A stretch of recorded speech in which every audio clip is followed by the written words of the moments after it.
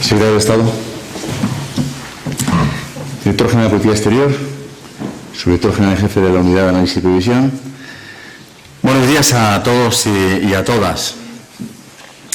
Constituye para mí un gran motivo de satisfacción darles la bienvenida a este acto formal con el que vamos a inaugurar, dentro del máster Diplomacia y Relaciones Internacionales, una nueva sección dentro del espacio de los viernes denominado Diálogo con los Embajadores, dedicado a examinar con cierto detalle y un alto nivel algunos de los grandes temas de la actualidad internacional. Contamos en el acto inaugural de esta nueva sección de mesas redondas con la presencia del Secretario de Estado de Asuntos Exteriores, Ignacio Ibáñez, a quien agradezco sinceramente su reiterada presencia en esta escuela. Ello pone en manifiesto el apoyo institucional que nuestro Ministerio dispensa a la formación, así como su interés en promocionar el debate de los grandes temas de política exterior. Esto resulta particularmente encomiable porque el MAEC participa activamente y es testigo directo del desarrollo de muchos de estos asuntos, pero también pertinente en un momento en el que la opinión pública en España parece ofuscada con las cuestiones de política interna. Muchas gracias, Ignacio. También le agradezco al director político del MAEC, Enrique Mora, que haya aceptado estar con nosotros en este día, y él va a ser, junto con el subdirector de la Unidad de Análisis y Previsión, quienes van a coordinar el primer debate de estos temas que va a estar dedicado a la estrategia global de la Unión Europea. Yo creo que nadie como Enrique Mora, actual director político del Ministerio, para participar en esta primera mesa redonda, porque él ha estado muy directamente participando en su gestación y en su aprobación, como también se puede decir de los otros participantes en la mesa de debate, y también por su conocimiento y profunda experiencia en la evolución y el desarrollo de la política exterior y de seguridad común, tanto dentro de la Unión Europea como desde el Ministerio de Asuntos Exteriores. Gracias, Enrique, por participar en esta sesión. Con esta nueva sección de mesas redondas sobre asuntos de actualidad internacional, esta escuela diplomática está encantada de poder colaborar estrechamente con la Unidad de Análisis y Previsión del Ministerio de Asuntos Exteriores y de Cooperación, el think tank del MAE, si se me acepta esta denominación, de manera que este centro de enseñanza, que es la escuela diplomática, pueda igualmente contribuir de manera activa al debate político internacional, no solo con nuestros alumnos, sino también por medio de la Unidad de Análisis y Previsión, con representantes de otros think tanks sobre asuntos internacionales, a los que también quiero darle la bienvenida a este acto de hoy. Personalmente creo que la actividad de la Escuela Diplomática resultaría incompleta si no fuéramos capaces de promover este tipo de eventos, estos debates abiertos sobre temas internacionales, pues esta escuela no debe conformarse con ser exclusivamente un centro de enseñanza o formación, sino también debería ser un centro de pensamiento, investigación y debate. Por ello estoy muy satisfecho de que organicemos este tipo de actos con mayor frecuencia, bien solos, con think tanks o con las casas. Pero con esta colaboración con la Unidad de Análisis y Previsión del MAEC, creo que damos un paso más. Porque, en mi opinión, es difícil encontrar un mejor socio para realizar esta tarea de manera regular. La Unidad de Análisis y Previsión del MAEC es una unidad administrativa de carácter público, con vocación generalista y dependiente del MAEC, pues como nosotros, como la Escuela Diplomática. Tenemos ya programadas al menos 4 mesas redondas más de este mismo tipo durante este curso académico. Y esta actividad nos acercará a la que realizan otras academias diplomáticas, las más avanzadas del mundo, que combinan ya institucionalmente de forma equilibrada y permanente enseñanza, formación, con pensamiento y debate. El tema de la mesa redonda de hoy, con la que inauguramos el ciclo, no puede ser más adecuado: la estrategia global de la Unión Europea. Me he permitido repartir previamente a nuestros alumnos de máster una bibliografía básica, a fin de que pudieran tener una idea aproximada antes de este debate de lo que puede suponer este nuevo instrumento para la política exterior de la Unión Europea. La página web específica del SEAE recoge mucha y muy variada información, pero también da una pincelada muy acertada a los 3 artículos que hemos distribuido. Uno, firmado por Ricardo López Aranda, que es el director de la oficina, de la unidad. También hemos distribuido uno firmado por Félix Arteaga, del Instituto Elcano, y otro de la revista de Política Exterior firmado por Jan Techau. Confío en que estas lecturas previas les puedan permitir seguir el debate con mayor provecho. En fin, Espero que esta nueva sección de Mesa Redonda sobre asuntos internacionales sea del agrado de todos. Y como otros actos, a partir de ahora vamos a grabarlo en televisión para alimentar nuestro canal de YouTube, que hemos creado un canal nuevo de YouTube para que nos puedan seguir también con provecho. Y aprovecho para decirles que a los alumnos, sobre todo, que tenemos una página muy activa en Facebook y otra en Twitter, y que, por favor, de las actividades corrientes de la escuela que nos sigan. Y ya les aviso a los alumnos que este primer mes de arranque del máster va a ser muy rico en eventos académicos en la escuela. Y les puedo avanzar, por ejemplo, que en el mes de octubre tendremos el día 21 un seminario con la Asociación de Profesores de Derecho Internacional de España sobre las amenazas a la seguridad internacional hoy, con el desarrollo de 3 mesas redondas. Poco después, el lunes 24, habrá una presentación a cargo de 2 excongresistas norteamericanos, uno demócrata, Brian Byrd, y otro republicano, Dan Miller. Será en inglés la presentación sobre las elecciones presidenciales en Estados Unidos. Y hemos programado 2 presentaciones a cargo de embajadores de España, uno de embajador de España ante el Consejo de Europa, Javier Catalina, y otro, nuestro embajador en Buenos Aires, Stanislao de Grandes, para el día 14 y para el día 27 respectivamente. Pero sobre todo, el miércoles 18, esto es en apenas 10 días, hemos programado un gran evento de gran significación para la Escuela Diplomática, al que invitaremos a todo el cuerpo diplomático, y que se refiere nada menos que al principio del 75 aniversario de la creación de la Escuela Diplomática. Vamos a arrancar este periplo con la presentación de la revista Diplomacia, dedicada en gran parte a este 75 aniversario, en donde contaremos con el subsecretario del Ministerio y el propio director de la revista. Ya les anticipé la semana pasada a nuestros alumnos, con ocasión de la inauguración del máster, que van a tener una fabulosa oferta académica de la que podrán sacar un enorme provecho, simplemente con su asistencia y seguimiento. Confiamos en mantener este alto nivel a lo largo del curso y que el nivel además sea sostenible, dado que a partir de enero se incorporarán, como saben, los nuevos diplomáticos y empezarán a participar en pie de igualdad en estos mismos actos como el resto de nuestros alumnos. Pero, por favor, no dejen pasar la oportunidad de hacer sus aportaciones y de intervenir en nuestros debates, porque tomar un papel activo en este tipo de debates enriquecerá muchísimo la discusión. De nuevo, muchísimas gracias a todos por su asistencia. Muchísimas gracias, secretario de Estado, por estar de nuevo con nosotros, y te cedo la palabra.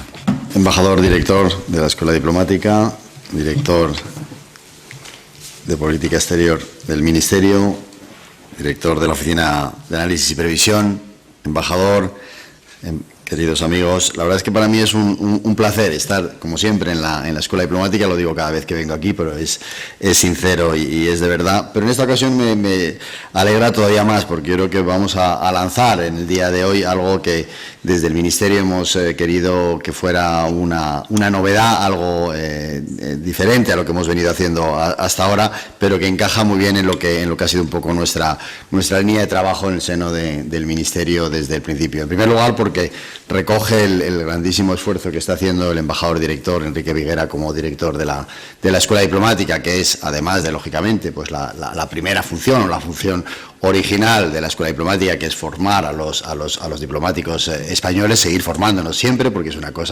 un trabajo que no debemos parar nunca, todos nosotros en el puesto donde estemos, pero también yo creo que porque también hace la escuela es la apertura. En primer lugar, estoy encantado de tener a muchos de los alumnos del máster que están aquí participando en la reunión, y es una demostración pues de lo que la escuela puede mover. La segunda institución, o la segunda unidad que por parte del Ministerio ha trabajado muchísimo, y agradezco, como es lógico, a Ricardo López Aranda, pero también a todo el equipo, porque esto siempre es un trabajo en equipo, es la Oficina de Análisis y Previsión. La Oficina de Análisis y Previsión tiene, lo decía el embajador Viguera, tiene una labor evidentemente de trabajo interno dentro del Ministerio, de ayudarnos al Ministerio a ir profundizando en los temas, dándonos nuevas ideas, rectificando cosas que a lo mejor no estamos haciendo a bien, pero también tiene una labor muy importante importante difundir hacia afuera y al mismo tiempo que se difunde el recibir un poco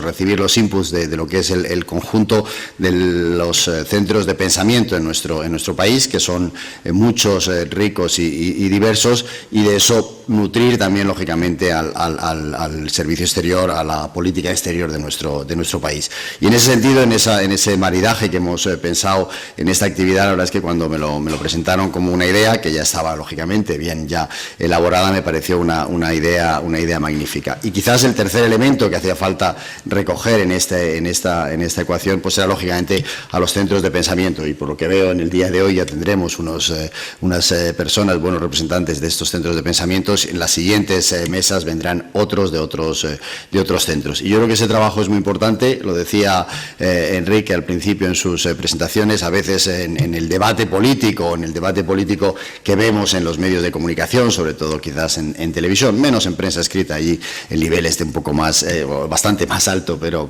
muchas veces el debate político que vemos a corto plazo da la impresión de que la política exterior no es uno de los elementos que están en el centro del debate. Yo creo que debates como esto nos van a ir demostrando que no es verdad, que quizás esa superficie o esa imagen que hay fuera pues no es realmente, porque hay mucha gente en nuestro país que piensa en la política exterior, y yo creo que eso es muy importante. Yo creo que si hay una realidad en la que todos nosotros vemos, lo queramos o no, nos guste más, nos guste menos, queramos cambiar cosas o no queramos cambiar, la globalización está aquí para quedarse. Y hoy en día, pues cuando uno ve una reunión y está en una reunión pues con un país más cercano, como puede ser un país europeo, y un país más lejano, como un país asiático, nos damos cuenta de que hablamos de cosas muy parecidas. Hemos tenido esta semana 2 encuentros muy interesantes. Desde nuestro punto de vista eran centros y prensa, sobre todo, y centros de reflexión. Empezamos primero con los africanos, hicimos una cosa con Casa África, y la verdad es que pudimos ver cómo muchos de los debates que tenemos en España son muy seguidos en otros sitios, y al contrario, muchas veces debates que están teniendo lugar en otros lugares del mundo son muy importantes para nosotros. Por tanto, esa relación con otro continente, que evidentemente ya no emergente, sino plenamente emergido, como es Asia, pues también tuvimos esta semana un encuentro, en este caso organizado con Casa Asia, con los centros de reflexión de más relieve en Asia, que vinieron a España y durante unos días pudieron estar conversando, discutiendo con nuestros centros de pensamiento aquí en nuestro país. Y por tanto, yo creo que estas jornadas que vamos a lanzar hoy, esta es la primera de varias, va a ser sin duda pues muy útil. Los temas y los títulos, porque en eso también los lanzadores de esta idea pues han cuidado mucho algunos de los títulos. A mí algunos en particular me gustan especialmente, me parecen siempre muy provocadores, y eso siempre en el mundo de la reflexión, en el mundo del pensamiento, es muy útil. O sea, en ese sentido, agradeceros, la Escuela y la Oficina de Análisis y Previsión, ese trabajo que estáis haciendo. Esperar que los oyentes disfruten mucho, que también los ponentes, que siempre pasan esas cosas, no solo enseñen, sino que también aprendan, que es un proceso siempre en dos direcciones, y desear a todos que participemos mucho en esta actividad, que evidentemente aportemos ideas. Tenemos unas cuantas ya previstas para el futuro cercano, pero bueno, esto es un lanzamiento que hacemos con la idea de permanencia. O sea, en ese sentido, pues un placer poder estar aquí. Pleno apoyo, como es lógico, por parte del Ministerio en esa iniciativa, y estoy seguro que muchas de las cosas que saldrán aquí, muchas de las ideas que surgirán, serán las que luego después tendremos y querremos nosotros desde el Ministerio aplicar, utilizar y poner en valor. O sea que muchísimas gracias, y que vaya todo muy bien en esta primera sesión. Muchas gracias.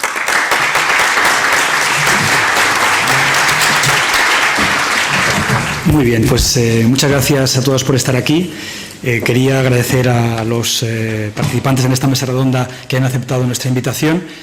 Quería también agradecer la participación de los asistentes y mencionar en particular la presencia de Paul Morillas, que viene del CIDOB y que está precisamente estudiando la cuestión de la estrategia global de acción exterior, y que estoy seguro que tendrá en la fase de preguntas contribuciones valiosas que hacer. Y también quería pues saludar la presencia del embajador Casinello y de Martín Ortega, un buen colaborador de la oficina.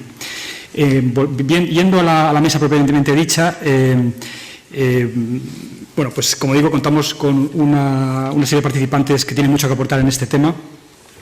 En primer lugar, Cristina Barrios, que ha estado trabajando en el marco del Servicio Europeo de Acción Exterior en la división de planeamiento en la estrategia, en su fase de elaboración, y por lo tanto pues, nos da un conocimiento de primera mano de todo el proceso que ha conducido a su aprobación, tanto en su vertiente, que luego explicaré, de relación con la sociedad civil, como su vertiente más intergubernamental, y que además tiene una experiencia específica en temas africanos, bueno, con lo que quizá quiera completar su intervención.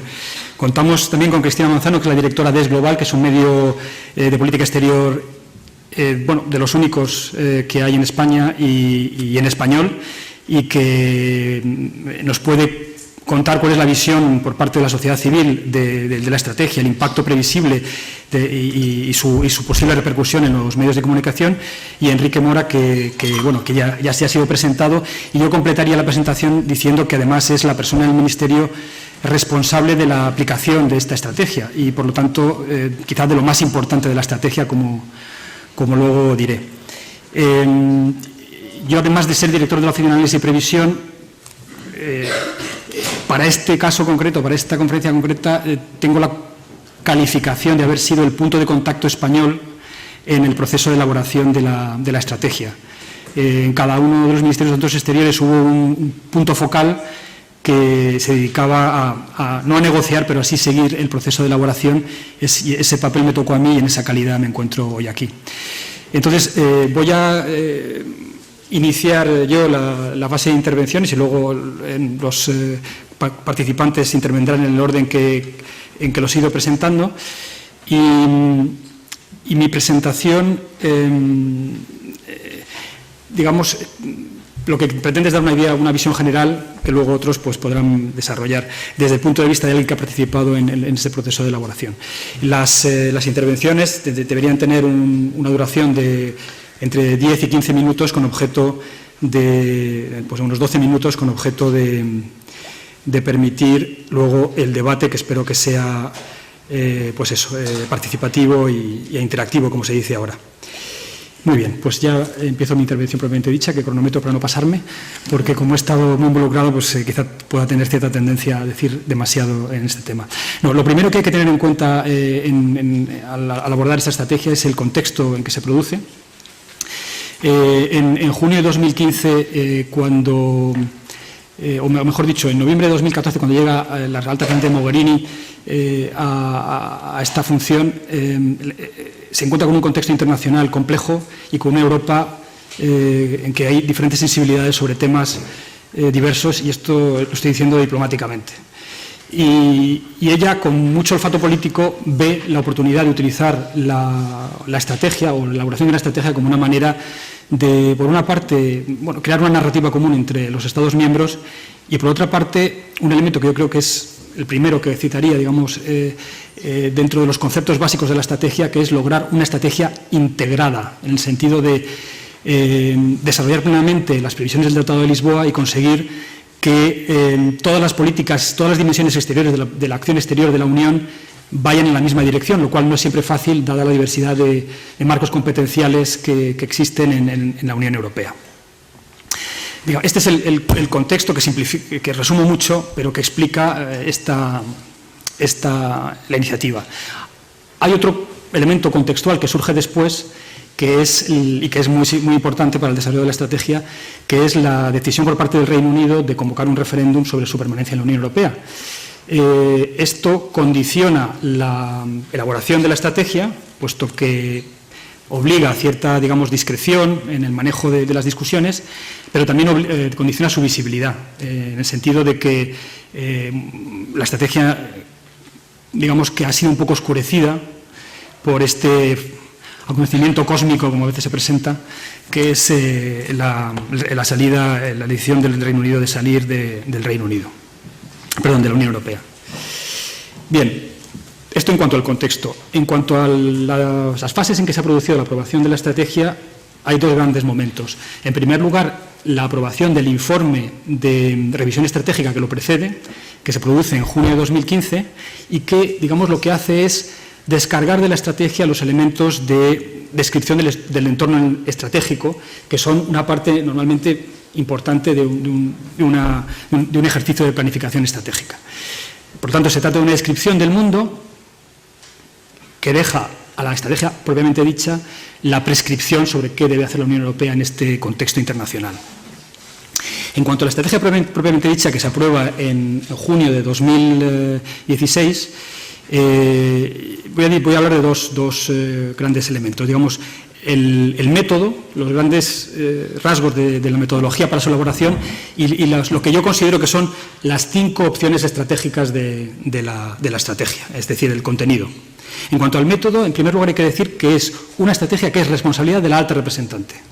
Es decir, que no es negociada a 28, sino que ella toma sobre sí la responsabilidad de llevarlo adelante y que, por lo tanto, los Estados miembros aportamos ideas, pero no negociamos contenidos. Esto es importante de cara a la apropiación, el desarrollo de la estrategia en la fase actual en que nos encontramos. En segundo lugar, como he anticipado, existe un doble cauce para su discusión.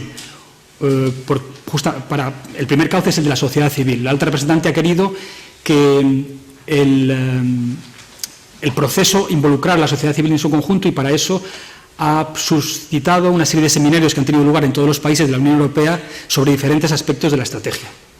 Es decir, por ejemplo, en España tuvo lugar en Barcelona, organizado por el Instituto Elcano, con la colaboración de CIDOB, un seminario sobre la relación, el nexo entre seguridad interior y seguridad exterior, y con especial atención a la cuestión de la lucha contra el terrorismo. Bueno, pues como este ha habido seminarios en todos los países europeos sobre diferentes aspectos que trata la estrategia.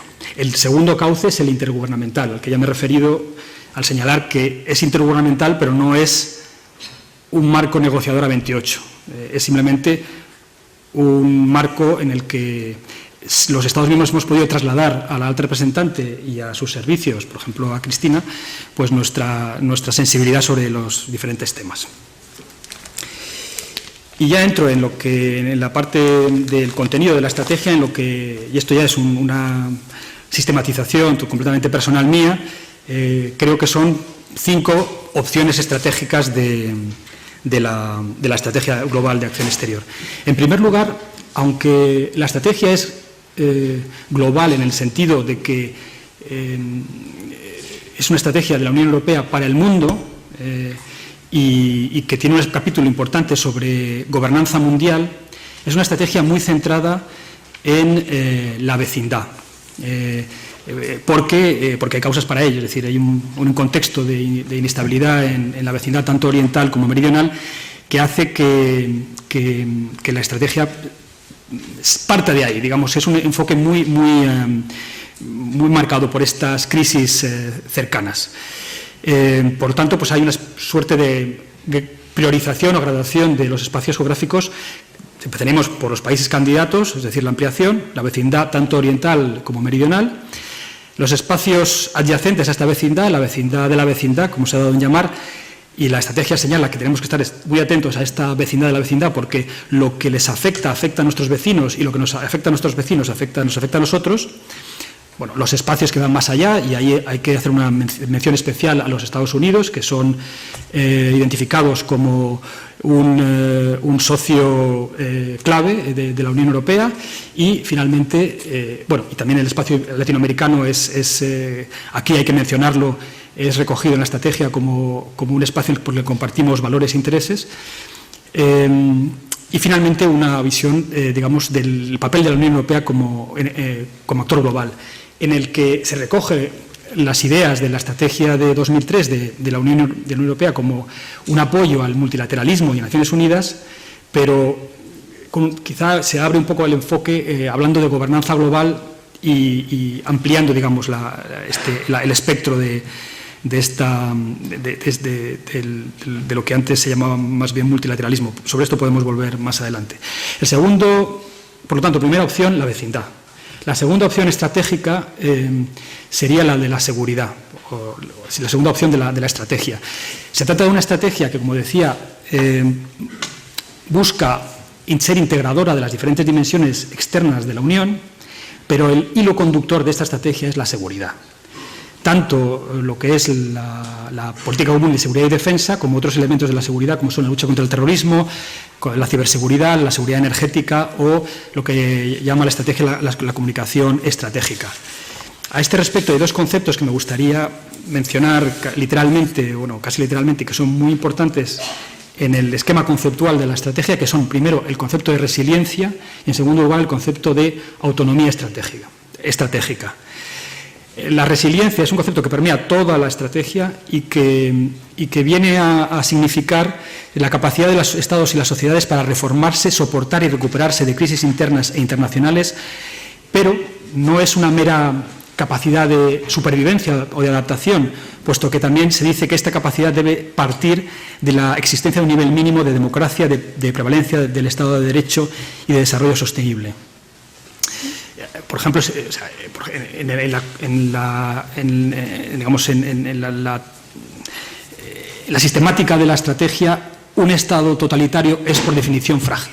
Bueno, este es un poco el concepto. Y luego el segundo concepto importante es el de autonomía estratégica de la Unión, según el cual ésta debe ser capaz de protegerse a sí misma, de responder a crisis internacionales y de prestar cooperación a terceros en materia de seguridad, pero de manera complementaria y no competitiva con organizaciones regionales y particularmente con la OTAN.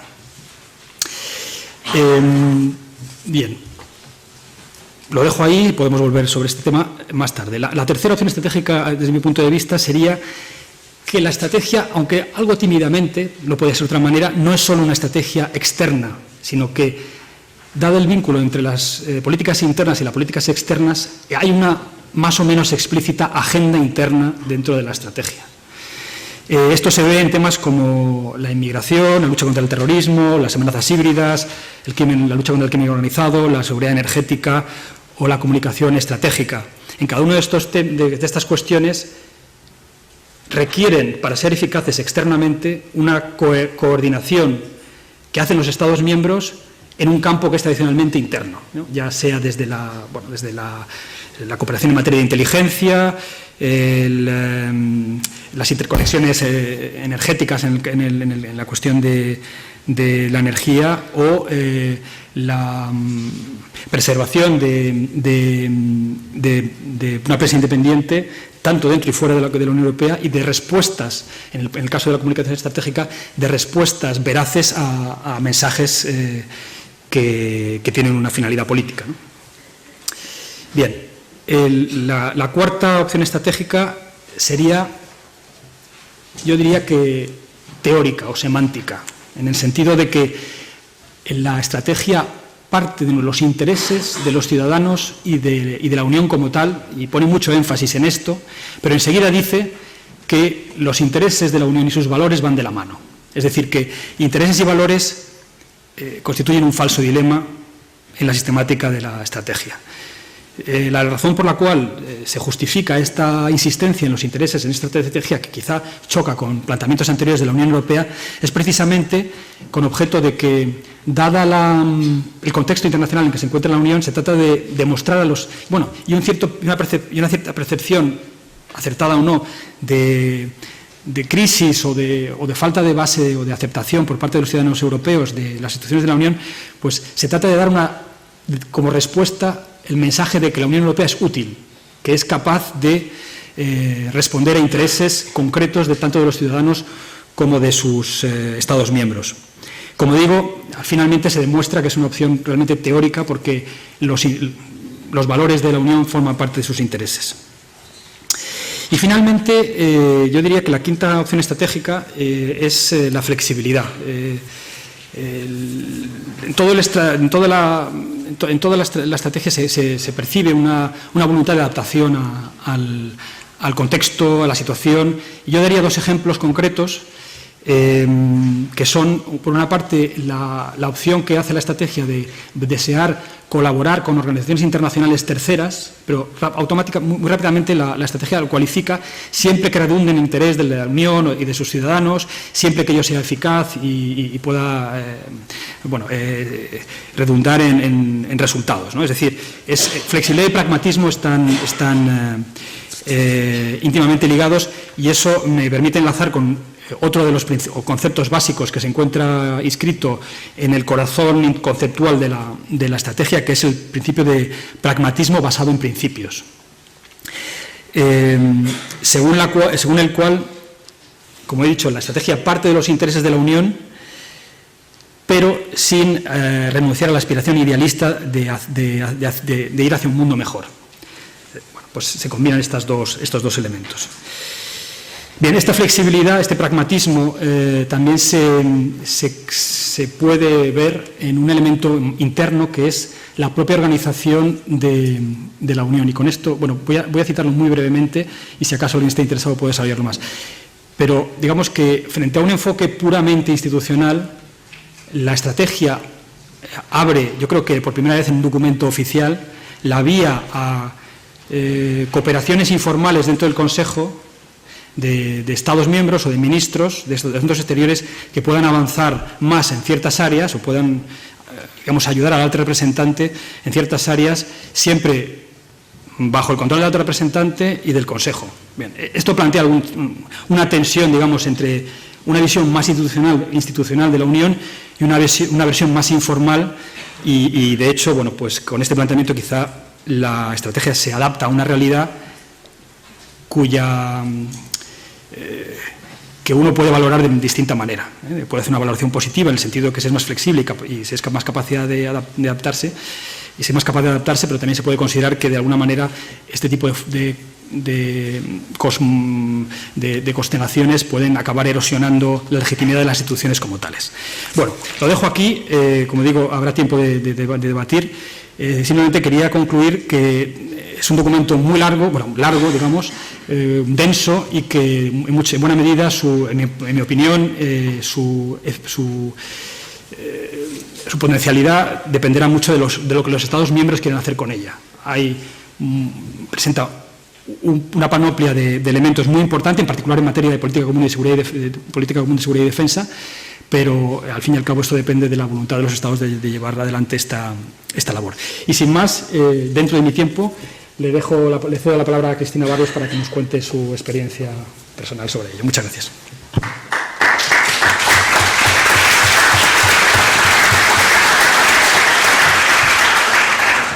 Gracias, Ricardo. Yo quería preguntaros si la habéis leído, esta estrategia global. ¿Cuántos de vosotros podéis levantar la mano o si habéis tenido la curiosidad de descargar el documento? Quizá descargar... No hemos llegado ni a descargar, o sea, no digo ya leer. Quiero decir que es un documento público, gracias a aquellos que ya habéis mostrado cierto interés. Simplemente recordaros que es un documento que está ahí a disposición de no solamente los diplomáticos y los que trabajamos para las instituciones en la Unión Europea, sino también para los que estáis sobre todo preparando para las relaciones internacionales en el futuro. Este documento es un documento, como ha explicado Ricardo, que sobre todo se activó el proceso desde el verano de 2015 y hasta el verano de 2016.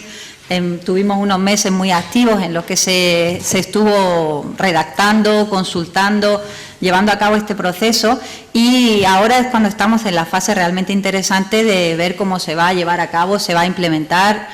Quizá podemos llegar a eso en el debate. Yo lo que quería compartir con vosotros algunos elementos de esa experiencia. Realmente es la perspectiva desde Bruselas, como alguien que estaba en el equipo de la planificación estratégica, que era la división del SEAE, en la que se estaba apoyando la alta representante para este proceso. El documento en sí también creo está interpretado desde Bruselas de una forma casi como todo lo que hacemos, un poco malabares, ¿no? Es un documento que tiene que servir por lo menos 3, 4 funciones a la vez.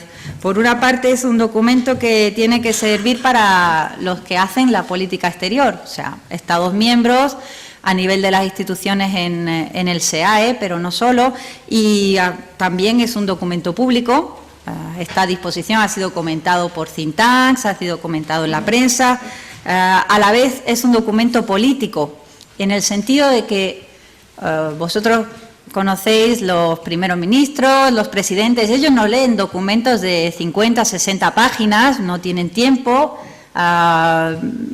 necesitan leer rápidamente y sobre todo utilizar como un mensaje político. Esta estrategia, justamente por el contexto que ha definido muy bien Ricardo, también tiene que formar, digamos, parte de un mensaje nuevo o de un mensaje político de Europa que nuestros líderes políticos tienen que poder utilizar.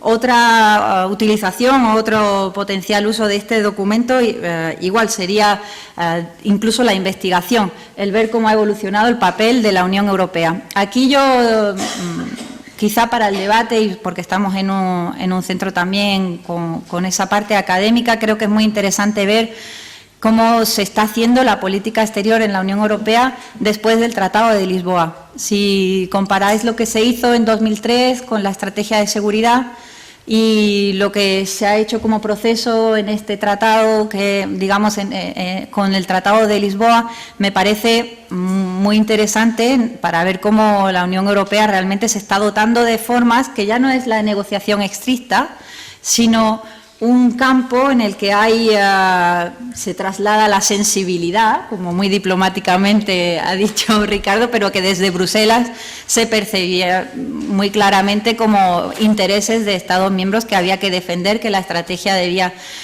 reservar, que había líneas rojas que no debían pasarse y me parece que también eso es muy importante porque si estáis participando en relaciones internacionales en el futuro, estará de vuestra mano ver cómo se lleva a cabo, no solo cómo se hará un documento, sino cómo se va a implementar. Me gustaría simplemente comentar dos aspectos de este proceso.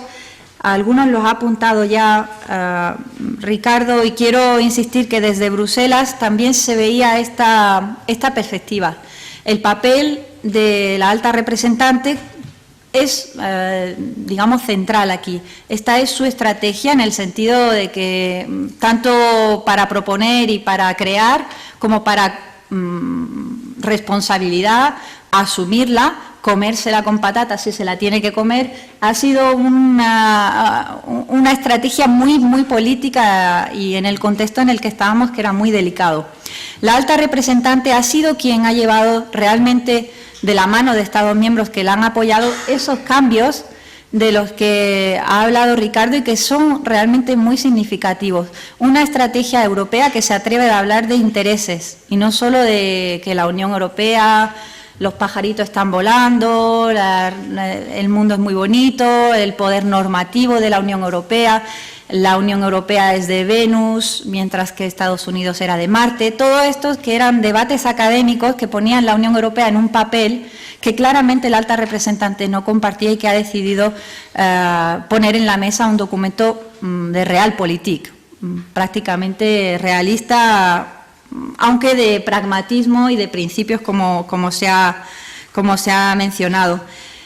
Ella decía claramente, desde mi punto de vista, Europa no solo tiene amigos. Me pareció, cuando yo la oí la primera vez decir eso en uno de los briefings, la verdad es que me sorprendió porque tenemos, yo creo, esa imagen de que como somos los buenos de la película, pues nos va a ir siempre bien, pero en realidad esa visión de realpolitik se transformaba en una guía muy clara para este debate y para la estrategia, que Europa tiene que pensar en sus ciudadanos, que Europa tiene que pensar en sus intereses, que los principios, los derechos humanos, todo digamos, el compromiso europeo forma parte también de los intereses de la Unión Europea, pero que no todo el mundo quiere ser como nosotros. No todo el mundo quiere ser, a lo mejor, la democracia liberal, el modelo de sociedad que tenemos en Europa. Y eso me parece que fue muy interesante en este proceso. El proceso yo creo que confirmó los papeles cruciales, y lo digo así en plural también, que los Estados miembros juegan en la elaboración de la política europea. Es cierto que no había una negociación, que no había quizá esa formalidad que pueda haber en otros contextos, pero ahí no se hizo nada que los Estados miembros no supieran y, yo digo también con mucha confianza, no apoyaran. Era un contexto de un trabajo durante meses en los que los puntos de contacto, como era Ricardo, venían a Bruselas cada 3, 4 semanas, muchas veces durante estos meses, y con lo cual se iba creando también un espíritu en este grupo de trabajo que ha ayudado muchísimo a hacer este documento. Entonces, los Estados miembros fueron centrales, aunque la responsabilidad era de la alta representante y del equipo que estaba llevando a cabo la redacción. Y ahí quisiera destacar también el papel de una compañera del mundo de los think tank, Natalie Tocci, que trabajando en el Instituto de Asuntos Internacionales en Roma, fue destacada para Bruselas, para la alta representante, como consejera principal asistiendo en la redacción de este documento. Entonces, ha habido realmente un proceso, yo creo, muy original en el que el papel de los Estados miembros se ha consolidado. Y el segundo punto que quiero comentar del proceso es, a pesar de esto, la apertura hacia la Comisión. La Comisión, como bien sabéis, es quien corta el bacalao. En Bruselas es donde están los presupuestos, es donde está la acción. En acción exterior, la Unión Europea habla como una sola voz en Organización Mundial de Comercio. Bueno, pronto seremos 2 voces con Reino Unido, pero por ahora una voz. Tenemos la ayuda al desarrollo con unos presupuestos muy significativos, la ayuda humanitaria. La Unión Europea, por la parte de la Comisión, puede hacer muchísimo en acción exterior. Y la alta representante, a pesar de no tener un mandato directamente del Consejo para involucrar a la Comisión, decidió que eso era lo que significaba estrategia global para ella. Global en el sentido de civil y militar, en el sentido que bien han mencionado, de tener la seguridad en el centro, pero entendida de una forma amplia, pero también global en el sentido de, si leéis la literatura en inglés, de comprehensive approach, de que la Unión Europea utilice todos los instrumentos y todos los actores que están dentro de sus posibilidades. Y ahí es donde jugó un papel casi más fino incluso que con los Estados miembros, porque sin haber un mandato específico en las conclusiones del Consejo que invitaban a la alta representante a elaborar esta estrategia, ella implicó a la Comisión y quiso realmente desarrollar un trabajo conjunto para que la Comisión también aportara, digamos, su granito de arena en esta visión y en la acción futura, y que ella mantiene también, yo creo, muy en mente para la implementación de la estrategia. En ese sentido, pues yo creo que también es un avance significativo, que ya no hablamos de los pilares, primer pilar, segundo pilar, tercer pilar es política exterior, sino que realmente esta perspectiva global sea una perspectiva en la que la Unión Europea puede utilizar todos los instrumentos que están en su mano. Es algo que podemos entrar, si queréis, en más detalle de cómo se hizo, de si tuvo mucho éxito o no, pero que realmente estaba en su voluntad política en este proceso, de que la estrategia global, quizás más que incluso en el sentido de global mundial, porque como bien reconoce se centra en la vecindad, se centrara como estrategia global en lo que la Unión Europea puede hacer globalmente, como política exterior, de defensa, de cooperación, etcétera, pero también estas otras ramas que se llevan a cabo, sobre todo desde la Comisión. Lo dejo ahí y podemos retomar en el debate. Gracias. Gracias, Cristina.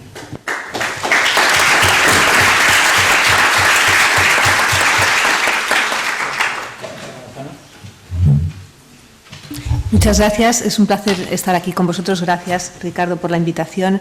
Yo no he participado en la elaboración de la estrategia, al contrario de las otras 3 personas que están aquí, pero sí la he seguido muy de cerca y mi papel es el de observadora desde 2 plataformas que están por otra parte muy unidas. Una era el mundo de los think tanks y de la reflexión y otra el mundo de los medios. Y eso forma parte de lo que venimos a llamar sociedad civil, ¿no? Que es el elemento que falta en la ecuación para que todo esto al final funcione. Quiero hacer 4 apuntes muy breves sobre la comunicación, el papel de la comunicación dentro de la estrategia y como elemento que puede ayudar a a extenderla tanto hacia el exterior como hacia el interior de la propia Unión Europea.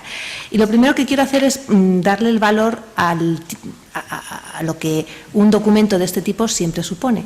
Una estrategia es un lugar de referencia para una serie de actores, en este caso la Unión Europea, sobre su visión en el mundo, qué visión tiene la Unión de su papel en el mundo y del mundo que nos rodea y de cómo debe actuar en él.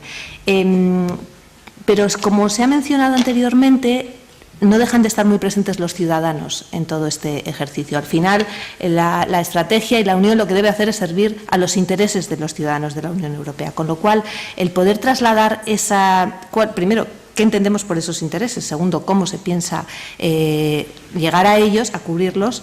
Es papel fundamental de la comunicación. Por otra parte, quería también resaltar el concepto de Shared Vision, que está en el propio título. El título oficial de la estrategia es Shared Vision, Common Action, a Stronger Europe. Y para poder tener una visión compartida realmente hace falta comunicar y hace falta comunicar mucho.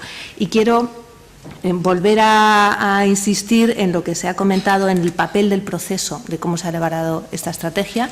Quiero poner en la mesa otra vez el papel de los think tanks como acompañantes y como asesores, ¿no?, de todo este proceso, también un poco por el papel que van teniendo estas instituciones en el entorno europeo en relación a, por ejemplo, el que tienen en Estados Unidos, que está mucho más consolidado, hay mucha mayor tradición, pero ya en nuestro entorno también hemos logrado que los centros de pensamiento tengan un papel, sean una referencia y sean sobre todo un interlocutor frecuente a la hora de elaborar políticas y a la hora de reflexionar sobre el mundo.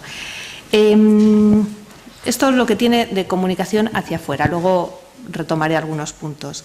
Lo que tiene de comunicación hacia adentro, creo que el punto más importante es lo que también se ha mencionado, el hecho de que la estrategia global implica a todos los tipos de actores que intervienen, no solo en la elaboración, sino en la proyección de la Unión Europea. Y aquí estamos hablando no solo a gente que tiene que ver con la política exterior, sino, como se ha mencionado, con la política de cooperación, pero también con interior, porque hay algunas facetas de la seguridad, de la gestión de las migraciones, etcétera, que tienen mucho que ver con interior. En fin, intervienen todo tipo de actores, insisto, no solo en la elaboración, sino en el modelo de Europa que está planteando y cómo luego se va a aplicar.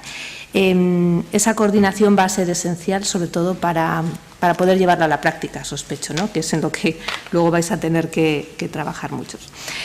Quiero hacer un tercer apunte sobre el papel de la comunicación dentro de la propia estrategia, que esto es algo bastante novedoso con respecto a otros documentos de la Unión Europea y de otros lugares. Lo ha mencionado Ricardo, ¿no? Hay un apartado específico relativo a la comunicación estratégica y, si me permitís, como es muy breve, lo voy a leer porque me parece que recoge un montón de conceptos que no solo son novedosos, sino que son necesarios para entender el mundo en el que vivimos, ¿no? Dice: la Unión Europea potenciará sus comunicaciones estratégicas invirtiendo y reforzando la diplomacia pública en los diferentes campos para conectar la política exterior de la Unión Europea con los ciudadanos y para comunicarnos mejor con nuestros aliados. Mejoraremos la coherencia y la rapidez de los mensajes sobre nuestros principios y nuestras acciones. Para mí esto es importante porque muchas veces la Unión Europea en su comunicación vive en una pequeña burbuja de cristal y, aunque hay mucho esfuerzo y hay mucho material detrás, eso difícilmente llega. O sea, que constatar la necesidad de la velocidad por una parte, pero también de la coherencia, me parece muy importante. Ofreceremos, como esto lo ha mencionado también Ricardo, rebatiremos rápidamente y con hechos la desinformación, lo cual implica una comprensión de cómo la información, la desinformación, la manipulación se ha convertido en parte de esas guerras híbridas en las que vivimos, se ha convertido en un elemento fundamental en nuestro tiempo, potenciado además por algo que va a mencionar después, que son los medios, las nuevas formas de comunicación. Continuaremos impulsando un entorno de medios abierto e inquisitivo, y que va más allá de la Unión Europea, y trabajando con actores locales y a través de los medios sociales, de las redes sociales. Bueno, insisto, en 4 líneas recoge algunos de los aspectos que se han desarrollado en los últimos años, que afectan mucho a la comunicación, pero que afectan mucho a cómo se mueve la sociedad, con lo cual me parece muy interesante que un documento de carácter político recoja todo esto. También hay que insistir en que la comunicación estratégica va más allá de los mensajes y de cómo se difunden. Tiene mucho que ver con las redes a través de las que se difunden, con la infraestructura.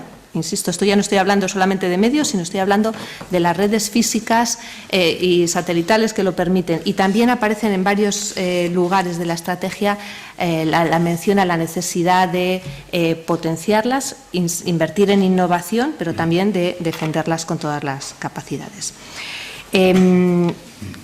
Insisto, una mención especial a la importancia de la información y la comunicación en la lucha contra el terrorismo, por ejemplo. Importante. Y esto va ligado también a la educación, que son aspectos que normalmente no forman tanto parte de una estrategia. Y por último, el último punto que os quería contar en este breve repaso a cómo influye o incide la comunicación en la estrategia es lo que yo llamo el drama del momento. Lamentablemente, la presentación de la estrategia, se ha mencionado muy rápidamente, tuvo lugar en la peor semana posible para presentar esta estrategia, que fue el 29 de junio, unos días después del referéndum británico sobre el Brexit. Tuvo lugar la presentación oficial y la aprobación de la estrategia en un Consejo Europeo, en donde lamentablemente sospecho que los líderes políticos europeos estaban más a ver cómo salimos de este lío que a pensar qué visión del mundo compartido tenemos. Y es un pequeño drama que tiene solución porque con todo el trabajo que hay detrás, con todo el esfuerzo que hay detrás y con todo lo que puede implicar este documento, se perdió la oportunidad de aprovechar esa presentación para ser un gran momento de lanzamiento que luego permitiera continuar con la secuencia. A mí lo que más me preocupa es que este momento vaya a ser difícil de recuperar por parte de los líderes políticos, porque esto es lo que es la política, que aprovechas el momento o a ver cuándo lo recuperan con tantas cosas como están pasando.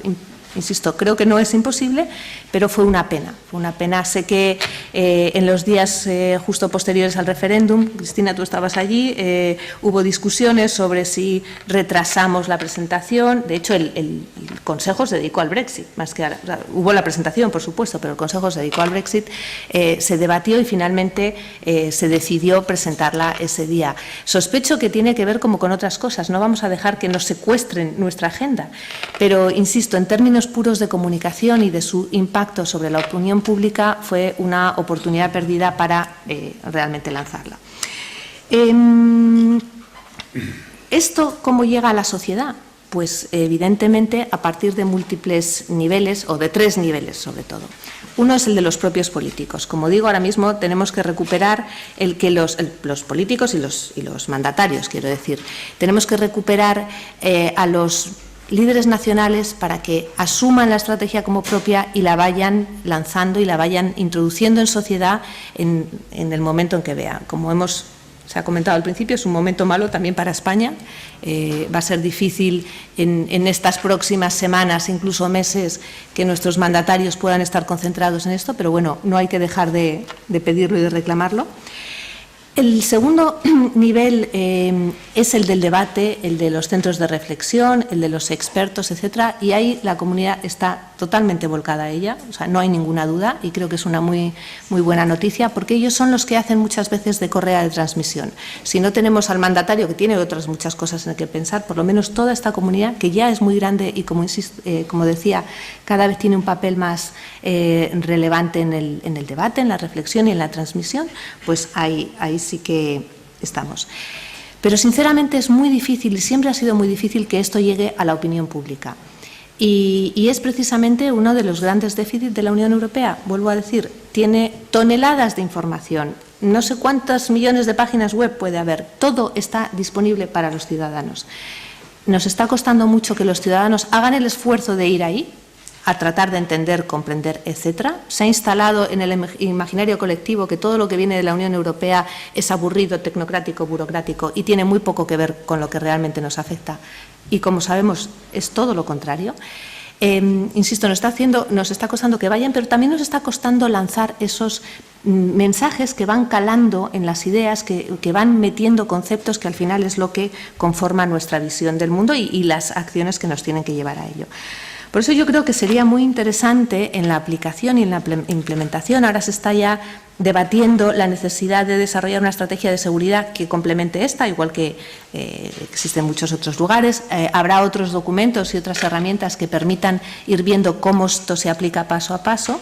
Pues yo sugeriría que se haga una estrategia de comunicación de la estrategia, pero una estrategia compartida, real, que contemple todos estos niveles, el de los políticos, el de los expertos y el de la opinión pública general, y que además contemple el nivel macro, europeo y el nivel nacional, porque es ahí al final donde llegan los mensajes.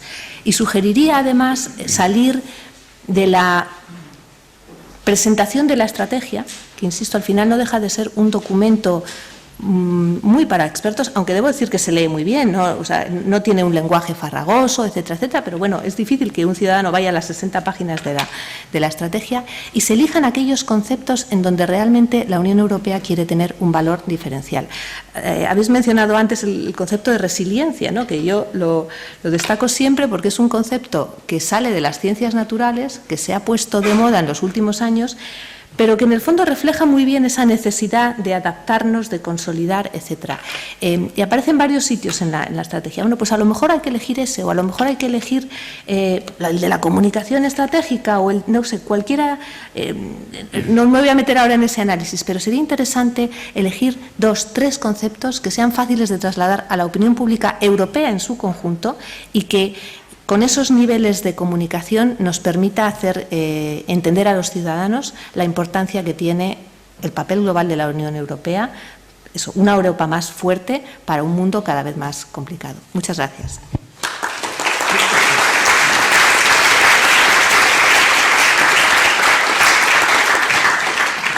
Gracias, Cristina. Enrique Mora. Gracias. Quiero hablar de 4 cosas y no muy extensamente porque creo que bueno, con una asistencia tan numerosa lo más ilustrativo y probablemente lo más divertido van a ser las preguntas y el debate. La primera cuestión de la que quiero ocuparme era de si era necesario o no hacer una estrategia. Un trabajo enorme, miles de folios, miles de horas de trabajo. ¿Era realmente necesario? Teníamos una del año 2003. Bueno, yo creo la respuesta en mi caso es que sí. Habían cambiado 2 cosas y radicalmente. Una, el mundo, sobre todo la vecindad, sobre la que luego volveremos, pero también había cambiado radicalmente la Unión Europea, que había entrado en vigor un Tratado de Lisboa, había cambiado las instituciones. Y la estrategia de 2003 eran 15 Estados miembros. Cuando esta estrategia se presenta son 28, casi el doble. Por tanto, en efecto, había que hacer una estrategia nueva. Hacer una estrategia nueva no quiere decir que la tengas que escribir. Muchos actores internacionales tienen una estrategia y muy definida y nunca se ha escrito, ni está escrita en ningún sitio. Un paradigma es la España desde la transición democrática hasta que ingresamos en el euro. ¿Alguien tiene la menor duda de que la política exterior española tenía un objetivo que era Europa, incorporarnos primero a las instituciones occidentales, luego a las instituciones europeas? La doctrina de Ortega, ¿no? España es el problema, Europa la solución. ¿Alguien tiene alguna duda de que eso jamás se escribió? Eso no estaba en ningún sitio. En ningún sitio decía vamos a hacer una política exterior dirigida a esto y tal. Es curioso que cuando entramos en el euro y ya parece que todo se ha hecho, es cuando en efecto la política exterior española parece empezar a tener problemas y de ahí surge la necesidad de hacer una estrategia y de escribirla. ¿Era necesario en el caso de la Unión Europea escribirla? De nuevo creo que sí, porque esa unidad de acción casi instintiva, que repito, pongo el ejemplo de España porque luego para nosotros es el más evidente y el más conocido. Yo creo que es un ejemplo de verdad de escuela diplomática, ¿no? Cómo se hace una política exterior con 3 partidos políticos distintos durante 22 años orientada exclusivamente a una cosa.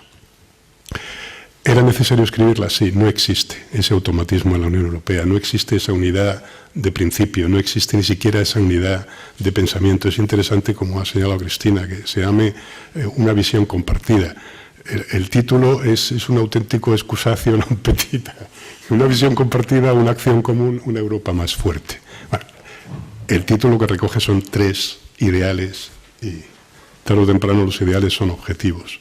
Entonces, ¿hacía falta? Sí, sí hacía falta, lo cual nos da una cierta seguridad, y aunque sea intelectual, para abordar el proceso de leerla y luego aplicarla. La segunda cuestión de la que me quiero ocupar, que ha hecho referencia a Cristina Barrios, ¿tiene algo nuevo la estrategia, algo que realmente te llame la atención, no ya con relación a la anterior, que tenía hace 13 años y las cosas han cambiado mucho, sino con relación a la política exterior que Europa venía haciendo, y más que política exterior, acción exterior en general? Hay 2 cosas y extraordinariamente llamativas. La primera se ha hecho relación Cristina, que se acabó esa especie de Unión Europea que iba dando tandas de ejercicios espirituales para convertir al resto de la humanidad, no se sabe muy bien qué. ¿De dónde viene esa dosis de realismo brutal de pronto que nos hemos encontrado en la estrategia? Viene de la vecindad. Una de las políticas más llamativamente fracasadas de la Unión Europea en su historia es la llamada política de vecindad, que empieza simplemente como una respuesta a países que se quedaban en el año 2005 a las puertas de la Unión, en la gran ampliación, entran de golpe 10, y hay otros que se quedan ahí mirando, bueno, ¿y yo qué? Bueno, pues para responder a eso se crea la política de vecindad. Ningún Estado del mundo tiene una política de vecindad. O sea, nadie, quiero decir, los vecinos en política exterior son permanentemente actores que tienes que tener en cuenta. A veces, en sentido conflictivo o de problemas, o al menos no permanentemente tranquilo, y otras, pues bueno, si has llegado a un entente, un vecino está ahí, pero está siempre ahí. Pero ningún país del mundo hace un apartado propio de su política exterior y decir, no, voy a escribir en un papel cómo trato con Marruecos, Portugal y Francia, que son mis 3 vecinos. Estados Unidos no tiene un papel, ¿cómo trato con México y Canadá? No. Pero la Unión Europea sí. ¿Por qué? Como tantas veces en la Unión Europea, porque empieza como una falsa respuesta a una pregunta real, que es un país que dice, yo quiero entrar también y me han dejado, ¿qué pasa conmigo? La falsa respuesta es política de vecindad. La política de vecindad originariamente quería crear, esa frase se me quedó a mí grabada para siempre, un anillo de bienestar, prosperidad y democracia alrededor de la Unión Europea. Bueno, 15 años después lo que tenemos es un anillo de otra cosa, de países complicados, desde luego de prosperidad. No parece democracia, parece que tampoco, de estabilidad. La política de vecindad no ha fracasado porque pase eso ahora, tampoco podías pretender cambiar la realidad, pero la gran dosis de realismo de esta estrategia es decir, bueno, no, o sea, no es parte de la política exterior cambiar y moldear sociedades de otros países, no es eso. En la sociedad internacional tienes amigos, tienes aliados, tienes socios, algunas veces tienes algún enemigo y generalmente tienes países con los que colaboras sobre intereses comunes. Bueno, el gran aprendizaje, yo creo, ha venido dado después de las revueltas árabes. Yo creo que las elecciones en Egipto fueron un aldabonazo ya, el resultado de esas elecciones, un aldabonazo definitivo para si alguien podía pensar realmente, bueno, las sociedades eligen su camino y tienes que vivir con ello. Es interesante, ha dicho Cristina una palabra que jamás se hubiera pronunciado hace 2 años y antes de la Unión Europea, que es la Realpolitik. En la estrategia le llama literalmente pragmatismo basado en principios. Esa es la expresión que utiliza para sí, probablemente decir que vamos a hacer una política exterior basada en realpolitik, pero también no es exactamente lo que ustedes tienen en la cabeza de lo que llaman política realista significa. El fin justifica los medios, ¿no? Es algo más sutil y al mismo tiempo más complejo, pero en efecto es una renuncia plena, y yo creo que ya era hora, a esa labor que pretendía antes hacer la Unión Europea, que, ojo, lo pretendía, pero nunca lo hizo. Salvo en los países de la ampliación, salvo cuando el caramelo era entrar dentro de la Unión. Los países sí se reformaban. Es interesante, en los Balcanes, en Bosnia, hemos tocado techo. Da igual lo que se le prometa a la sociedad bosnia, tiene su propio camino. La segunda gran diferencia de esta estrategia es lo que haya mencionado también Ricardo, que llama la autonomía estratégica de la Unión Europea. Es interesante porque esto es nuevo a los que lleven, no sé, 10, 12 años tratando con asuntos europeos. Pero a los que estuvieron en Saint-Malo en diciembre de 1998, esto no es nuevo en absoluto. El origen de la política exterior y de seguridad común y de la política común, entonces se llamaba Política Europea de Seguridad y Defensa, en Saint-Malo en diciembre del 98, el origen era un acuerdo entre Francia y el Reino Unido, donde literalmente se decía dotar a la Unión Europea de una capacidad de actuar estratégicamente de forma autónoma y con capacidades militares creíbles. Y los dos países, Francia y Reino Unido, que llegaban a ese acuerdo eran los dos únicos que en la Unión Europea podían intentar individualmente hacer eso, ser relevantes estratégicamente. Por tanto, la lógica inicial era esa, era la autonomía estratégica. Esa lógica se diluyó por 1000 razones diferentes, se fue diluyendo. Y luego es muy interesante, hay un catedrático británico que ha estudiado mucho el proceso de la PCSD, de la Política Común de Seguridad y Defensa, se llama Menon, y señala cómo esta política, en materia de capacidades militares, es la única que no ha sido capaz de hacer algo que todas las políticas europeas han sido capaces de hacer, que ha sido multiplicar la capacidad de los Estados miembros. La política de competencia. El 90% de los Estados miembros de la Unión Europea no se atreverían a poner multas a multinacionales norteamericanas como las pone la política de competencia de la Unión Europea. Simplemente, volviendo a lo de antes, no tienen capacidad estratégica para hacerlo. La política agrícola común, la política comercial. Si España tuviera que negociar, lo digo por el Reino Unido lo va a tener que hacer, pero es una elección. Si España tuviera que negociar ahora 130 acuerdos comerciales bilaterales, las condiciones no serían las que consigue la Unión Europea. Cada política pública de la Unión Europea ha multiplicado la capacidad de los Estados miembros, exceptuando una, la política común de seguridad y defensa, donde hemos conseguido tener 2 millones de soldados, un presupuesto militar que es, quitando el de Estados Unidos, si sumas los presupuestos militares de los 28 Estados miembros, el más grande con diferencia, nosotros tenemos un presupuesto militar que es alrededor de 10 veces el de Rusia. Y parece que el problema y la amenaza es Rusia. Bueno, evidentemente es un problema, evidentemente, no de cantidad de dinero, sino de multiplicación. Esta estrategia tiene el valor, el increíble valor, diría yo, de decir, no, vamos a pararnos, la Unión Europea tiene que ser autónoma estratégicamente, luego resolveremos la cuestión de la OTAN, eso vendrá después, la relación transatlántica, tiene que ser autónomamente estratégica, porque si no, no va a funcionar. Ahí es donde realmente yo empiezo a pensar que esta estrategia es una excelente obra.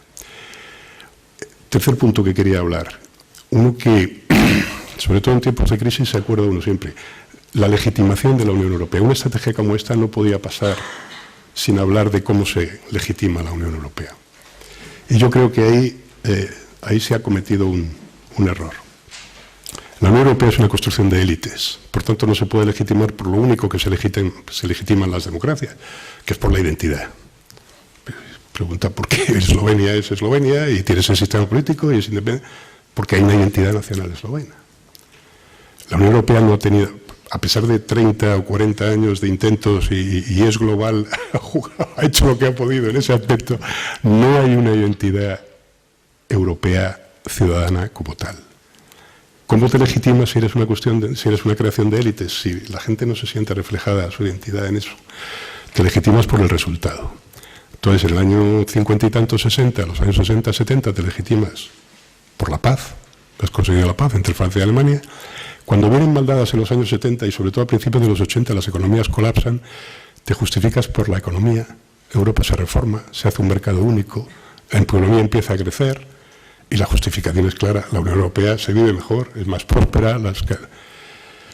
Cuando ya eso empieza, en fin, y llega la caída del muro de Berlín y tienes que incorporar, ahí es el gran momento de la Unión Europea. La Unión Europea a principios de los 90 es ya la solución absolutamente global para todos los problemas. Si recordáis, cuando cae el muro hay un problema que se llama la cuestión alemana, hay otro problema que es cómo incorporar a los del este a una arquitectura de seguridad, y hay un tercer problema que es Europa deja de ser un objeto y es un sujeto. Los tres problemas se resuelven en el marco de la Unión Europea, uno con la Unión Monetaria, el otro con la ampliación y el otro con la PESC. Ya la legitimación es aparentemente absoluta. Y no, porque si preguntas el referéndum, la gente dice no.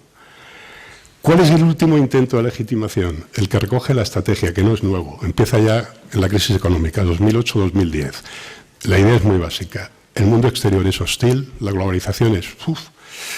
hay muchos conflictos. Tenemos que estar juntos. O sea, la Unión Europea solo nos vamos a poder defender si estamos juntos, primero. Y segundo, solo nos vamos a poder defender si además tenemos intereses no como naciones, sino como Europa. Y eso se repite compulsivamente en la estrategia. La propia alta representante, sus dos primeros párrafos en la presentación son de eso. ¿Por qué? Yo, si fuera alta representante, también haría lo mismo. Lo primero que tienes que hacer es legitimidad. Necesitas legitimidad. La Unión Europea seguirá buscando eternamente esa legitimidad. Y esta vez lo va a intentar buscar también por el resultado. Y de esto me lleva al último punto que quería hacer, que es otra cosa que me hace creer en esta estrategia, es la rapidez con la que la alta representante ha pasado de la Shared Vision a la Common Action y nos ha presentado ya un primer papel de desarrollo en política común de seguridad y defensa. Ya estamos trabajando. España presentó ayer un non-paper, yo creo que bueno y sólido, en respuesta a esas preguntas de la alta representante. Y bueno, vamos a ver si en esta política común de seguridad y defensa es el primer desarrollo conseguimos. Pero lo que quería, han distinguido 5 bloques en el entorno de la alta representante, este es el primero de ellos, pero lo que de nuevo me hace sentir que esto puede funcionar es que en efecto haya pasado de escribir un texto que es teórico en gran parte a decir, bueno, vamos a ver cómo lo aplicamos. Y nada más aquí. Gracias.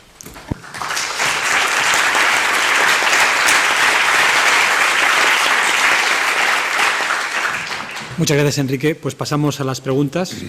Quisiera saber, en el contexto de este pragmatismo basado en principios, si podrían profundizar un poco en lo que se dice sobre Rusia en esta estrategia. ¿Por qué? O sea, más allá de lo que pasa en Rusia, más allá de lo que pasa en Ucrania o en Siria, muchas veces, o sea, quería saber por lo menos la percepción de Rusia que se tiene para elaborar estrategias, para elaborar esta estrategia. Porque muchas veces como que el gobierno ruso y también los tanques pensantes acusan a Estados Unidos o a la misma Unión Europea de elaborar sus políticas basadas en una Rusia virtual y no en una Rusia real. Virtual en el sentido que nosotros elaboramos nuestras políticas en cómo nosotros quisiéramos que fuese Rusia, bajo nuestros principios occidentales, nuestra visión del mundo internacional. Y bueno, quisiera saber un poco sobre qué concepción tiene la Unión Europea de Rusia hacia el futuro. Voy a tomar una pregunta más. Paul Morillas, de CIDOB. Muchas gracias. Muchas gracias por las presentaciones, sumamente interesantes, las 4 y muy complementarias. Yo tendría un par de preguntas o quizá medio comentarios serían también sobre algunas de las cosas que habéis dicho. La primera es terminológica casi. Y yo recuerdo en mi breve incursión a la diplomacia española durante la presidencia española del Consejo, una de las preocupaciones mayores cuando se trataba de implementar las novedades de Lisboa era precisamente si no estábamos avanzando hacia la comunitarización de la política exterior. Es decir, si habiendo dotado a las instituciones, en particular a la alta representante, de toda esa maquinaria y todas esas potestades con el Tratado de Lisboa, los Estados no iban a perder un poco de agarre sobre esa política que siempre había sido intergubernamental. Y aquí yo creo que la principal novedad, quizá porque es mi centro de interés, pero la principal novedad de la estrategia actual es que es de acción exterior, lo habéis dicho. Y eso va a contribuir mucho a empezar a reflejar una distinción entre lo que es la política exterior tradicional PESC, PCSD, y las relaciones exteriores de la Comisión. Yo creo que el mayor énfasis que podemos poner en esta estrategia, si conseguimos que sea efectiva y que se implemente efectivamente, es haber creado la acción exterior, que es algo que empezamos a crear hace unos años con el tratado, pero que aún está por desarrollar en buena medida, ¿no? En cambio, muchos de vosotros habéis hablado sobre que no, que es una estrategia intergubernamental, porque los estados fueron consultados, porque aquí yo veo un cierto, sí, una diferencia de visión. No estamos haciendo de esta estrategia más una estrategia de seguridad de lo que realmente quizá quiere ser la propia estrategia. Es un poco una reflexión que quisiera que elaborarais un poco sobre este intergubernamentalismo de la estrategia al que habéis evocado, ¿no? Y en segundo lugar, y ligando con lo último que estaba diciendo Enrique Mora, la implementación. Es clave en este caso, en la de 2016, es clave la implementación, como quizá no lo fuera tanto para la de 2003, que era más narrativa, más de unión, ¿no? Después de Irak. Si la implementación es clave, vemos que cogerse a seguridad y defensa es un tanto difícil. Puede ser un poco arriesgado porque, como bien decía Enrique Mora, desde 1998 estamos en estos procesos que ya hemos incluido en los tratados. El Tratado de Lisboa ya reconoce muy buena parte de las cuestiones que están en mente de la alta representante, y vemos aquí que Francia y Alemania realmente están tomando un papel central. Es decir, desde Bratislava, si algo vemos, es que seguridad y defensa es aquello que creen Francia y Alemania que hoy, a día de hoy, tiene que estar encima de la mesa.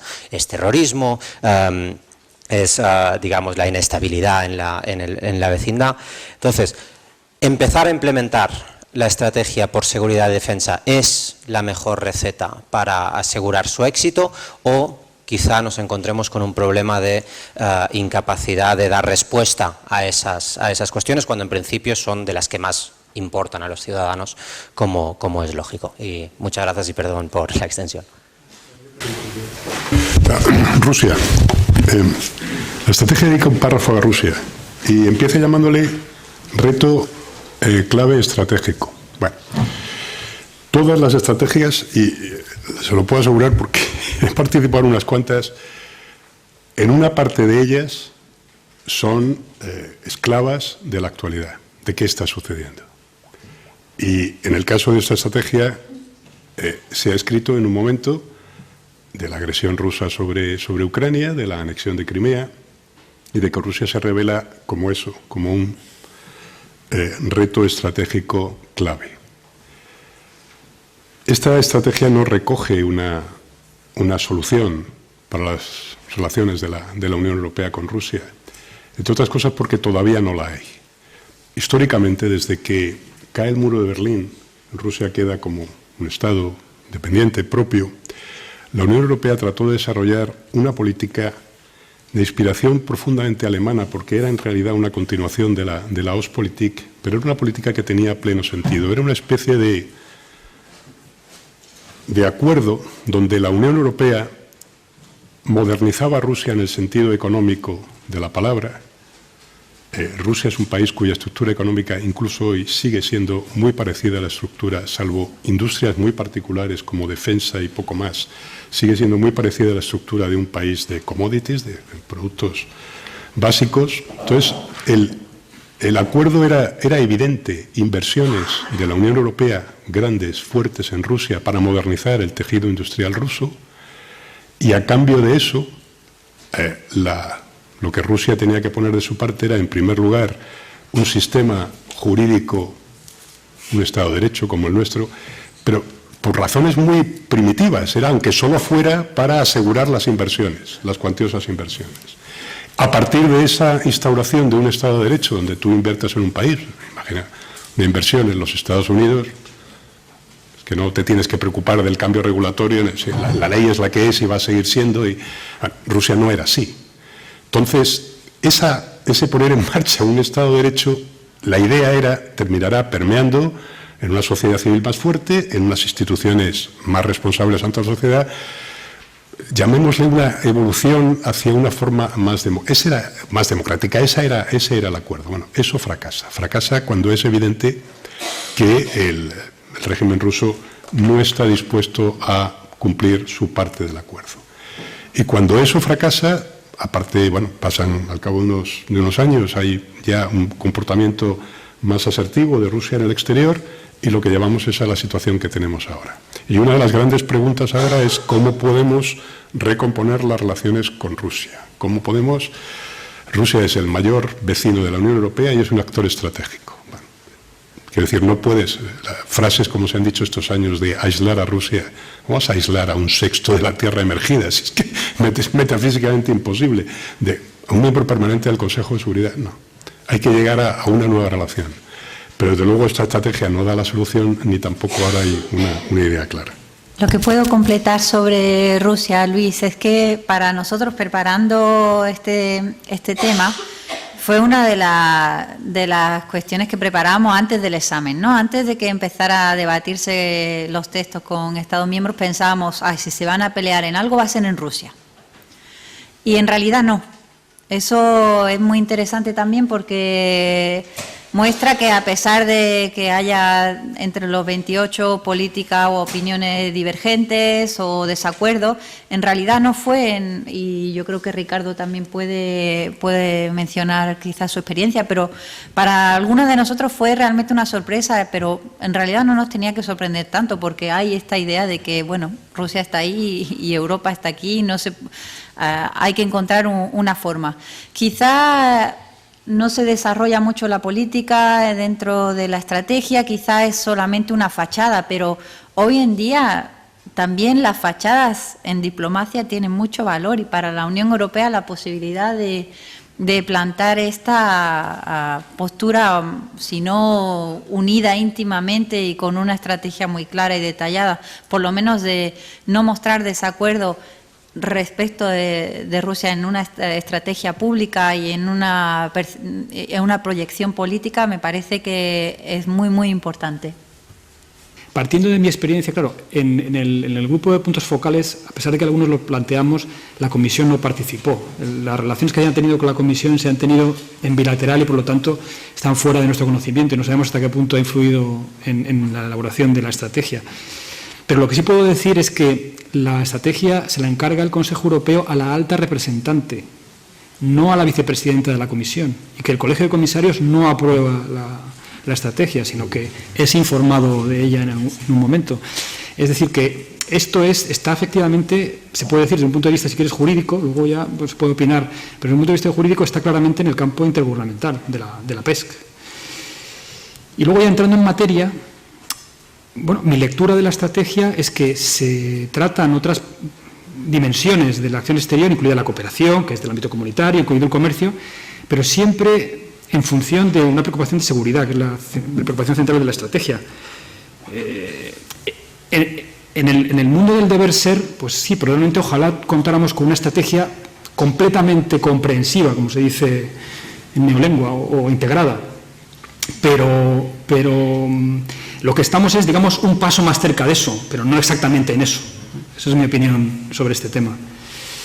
Y en cuanto a empezar por la PCSD, pues un poco lo que acabo de decir responde a esa pregunta. Si tenemos una estrategia que es de seguridad, la PCSD es el elemento central de esa estrategia y ya nos da casi una hoja de ruta muy detallada, porque en materia de PCSD la estrategia es muy detallada, pues casi empecemos por ahí, tanto más cuanto que, como decía al hablar del contexto, esta estrategia se hace pensando en un contexto internacional de seguridad muy complicado, que efectivamente exige una capacidad de respuesta que no es solamente de seguridad en sentido estricto, es decir, no solamente PCSD, pero en el que la PCSD desde luego es parte de la respuesta. Que parte sobre el mandato del propio Tratado de Lisboa y sobre el papel de la alta representante, la conformación del Servicio Europeo de Acción Exterior, etcétera. Ahí está el núcleo de lo que tiene que ser la proyección exterior de la Unión. Cuando se nombró primera alta representante a Catherine Ashton, hubo un montón de comentarios de todo tipo, porque al final el papel que tú le atribuyes al puesto tiene que ver también con las personas que seleccionas, y al final las personas que seleccionas tienen que ver con la voluntad política de quienes la seleccionan, ¿no? Entonces hubo mucha discusión en aquel momento sobre que realmente nacía un puesto de alto representante un poco descafeinado porque los gobiernos no estaban dispuestos a ceder esas competencias, que es un poco lo que mencionabas. Sin embargo, bueno, cuando cambió la comisión y nombraron a Federica Mogherini, hubo ciertos rumores que iban también en ese sentido, ¿no? Y esto lo digo desde el puro más campo del cotilleo. Tenía que ser italiana porque era lo que tocaba dentro de los repartos, y tenía que ser mujer y joven, que eso es lo que había planteado Renzi, ¿no? Y tampoco tenía una amplísima experiencia en este campo, porque por edad, por trayectoria. Sin embargo, quiero destacar que no solo ha sido capaz de hacer todo este ejercicio, uniendo todas estas fuerzas y modernizando el proceso, sino, como además mencionaba Enrique, está ya impulsando el que no se quede en un simple documento, con lo cual creo que esa tensión que vive la Unión en todos los aspectos, ¿no?, entre lo supranacional y lo intergubernamental, bueno, pues aquí hay una persona y un equipo que está tratando de que el mandato del Tratado de Lisboa siga hacia adelante frente a las presiones de los propios gobiernos. ¿Cómo acabará? No lo sabemos, pero bueno. Y con respecto a Rusia, es cierto que lo primero que menciona es el desafío, el reto que supone para la seguridad de Europa, pero también es cierto que es consciente de que hay determinadas, vamos, por lo menos así lo interpreto yo, que hay determinadas cosas que van a ser muy difíciles de resolver, como la anexión de Crimea, y deja abierta la puerta a aquellos campos en donde es no solo posible, sino va a ser más que necesaria la cooperación, ¿no? Mi pregunta gira en torno a, como usted dijo, la naturaleza de la nueva estrategia no busca ser un sucedáneo de la OTAN, sino complementarla. Mi pregunta es si consideran ustedes que en un momento dado podría producirse un conflicto de intereses entre ambos contingentes, entre ambos grupos, entre la OTAN y la Unión Europea a través de su estrategia de seguridad, y además bueno, como es con el caso de Rusia, ¿no? El caso de Rusia, la OTAN posee ciertas medidas, como es el sistema de misiles, que ya causó determinadas fricciones con Rusia en el pasado y demás, y cómo esto conjugaría de alguna forma con toda la retórica de esta estrategia europea para la conciliación con países que, como bien dijo la alta representativa, no son como nosotros, sino que poseen otros valores. Muchas gracias.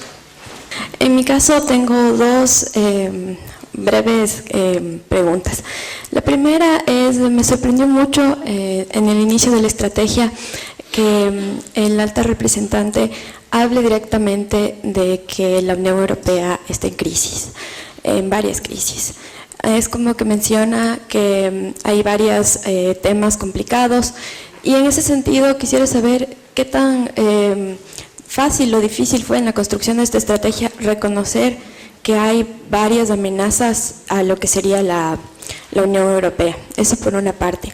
Y también en el desarrollo del texto, en la parte donde hacen mención de los temas comerciales, me pareció también un poco, no sé si fue una decisión estratégica de la UE que se plantea como una acción el tema del Tratado Transatlántico.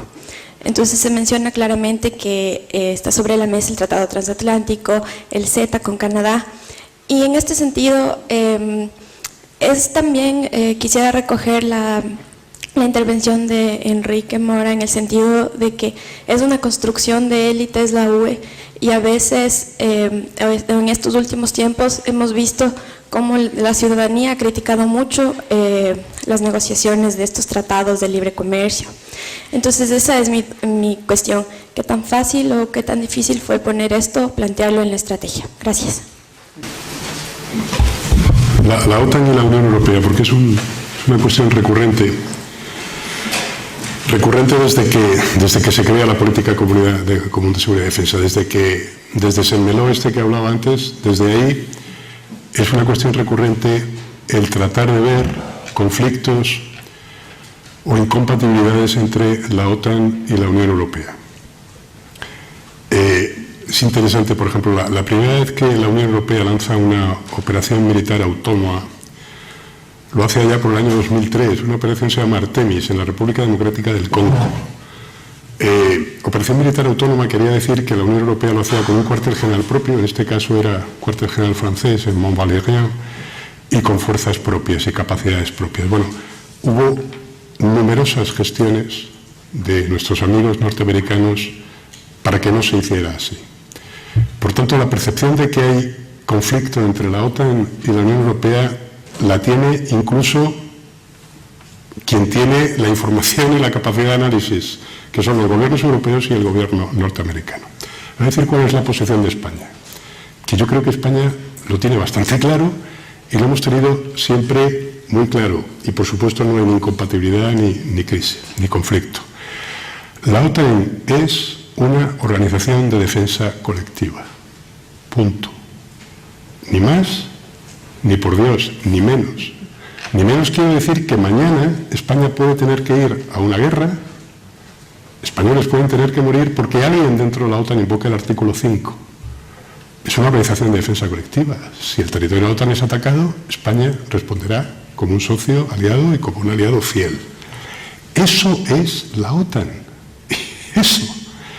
¿Qué es la Unión Europea? Es una organización de carácter, digamos, comprensivo, como se dice en inglés, de carácter global, que se mete de una forma u otra en casi cada aspecto de tu vida, desde la forma de los plátanos, que era una cosa que a los ingleses les hacía mucha gracia, hasta otras.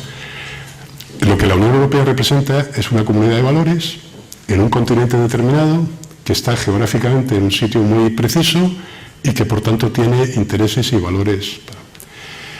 Y parte de esos intereses y valores se proyectan al exterior mediante una acción exterior. Hoy en día no hay política exterior que no se apoye en una política de seguridad y defensa. El ejército español ha ido a miles de sitios apoyando la política exterior de España, en Irak o donde sea. Y eso es la política común de seguridad y defensa. Hay un artículo del tratado, que no recuerdo el número, seguro que Ricardo dice algo así como que un buen día, por unanimidad, el Consejo Europeo puede decidir que la PFSD evolucione a una defensa europea, a un ejército europeo. Pero eso es otra cosa. Eso no está sobre la mesa ahora mismo. Es una previsión del tratado. Hay gente que dice que eso es ir, bueno, también lo decían del euro y mirar los bolsillos ahora, ¿no? Entonces, no puede haber conflicto entre la OTAN y la Unión Europea si hay buena fe, porque se dedican a cosas distintas. Otra cosa es que en la OTAN, por razones perfectamente legítimas, piensen, bueno, lo que sucede en Libia me afecta y yo puedo influir de una manera u otra en lo que sucede en Libia. Bien, pero eso, digamos que en el caso de la OTAN es un poco desbordar el Tratado de Washington, como en el caso de la Unión Europea sería absolutamente desbordar el marco que tenemos ahora, decir, no, a partir de ahora la Unión Europea es una organización de defensa colectiva. La Unión Europea tiene 3 artículos de una cláusula de solidaridad, una cláusula de 42.7 que invocaron los franceses, otra de solidaridad contra el terrorismo y otra de contra catástrofes, pero no tiene, y está bien claro en el tratado, que la defensa de cada Estado miembro dependerá de sus alianzas. Esa es la política exterior, ese es el principio porque sigue la política exterior española. Las dos organizaciones tienen su campo, tienen su mundo. Cuando llegas, empiezas a rascar y entras en los detalles, aparece el conflicto. ¿Y qué ha fomentado también ese conflicto permanente? Que hay un Estado dentro de la Unión Europea, que se llama Chipre, y hay una nación aliada dentro de la OTAN, que se llama Turquía, que están en guerra, técnicamente en guerra, desde el año 67. Y por tanto no hay unión institucional entre la OTAN y la Unión Europea. Simplemente no se puede hacer. Entonces lo que se hace es, reuniones entre staff y cosas de esas. Eso ha aumentado la sensación de desconexión, de conflicto, pero bueno, desde hace ya muchos años a las cumbres de la Unión Europea va el secretario general de la OTAN, a las cumbres de la OTAN van representantes de la Unión Europea, pero repito, si nos fijamos en lo que cada uno debe hacer, no puede haber conflicto. Cuando oyes hablar de conflicto, hay algo interesado en esa afirmación. Sobre el tema de perspectivas financieras, en efecto, digamos que hay una estrategia real debajo de la estrategia formal, que es la de qué recursos se atribuyen a la acción exterior, pero también hay que tener en cuenta la naturaleza de una organización como la Unión Europea, cuyo presupuesto se dedica a muchas cosas que no tienen que ver con la acción exterior. Bueno, una opción, desde luego, sería dedicar más medios a la acción exterior. Es una opción que pues, nosotros seguramente suscribiríamos, pero no hay que perder de vista el contexto general de la vertiente interior, que es la más importante de la acción de la Unión y en particular de la parte comunitaria. Luego, sobre la comisión y su papel en la implementación, o en la aplicación, mejor dicho, pues dependerá del aspecto en el que se trate de la aplicación. En PCSD, Política Común de Seguridad y Defensa, tendrá un papel más limitado, pues por ejemplo, en materia de capacidades puestas al servicio de países terceros, se espera que tenga un papel mayor, pero por ejemplo, en otros temas que se quiere desarrollar de la estrategia, como es los aspectos energéticos, pues probablemente tenga mayor papel. Eso habrá que modular en función del desarrollo del aspecto que se quiera desarrollar. Y luego sobre la cuestión del TTIP y el CETA y bueno, la conexión con la población, pues es una buena pregunta. Es la pregunta que estamos ahora mismo debatiendo.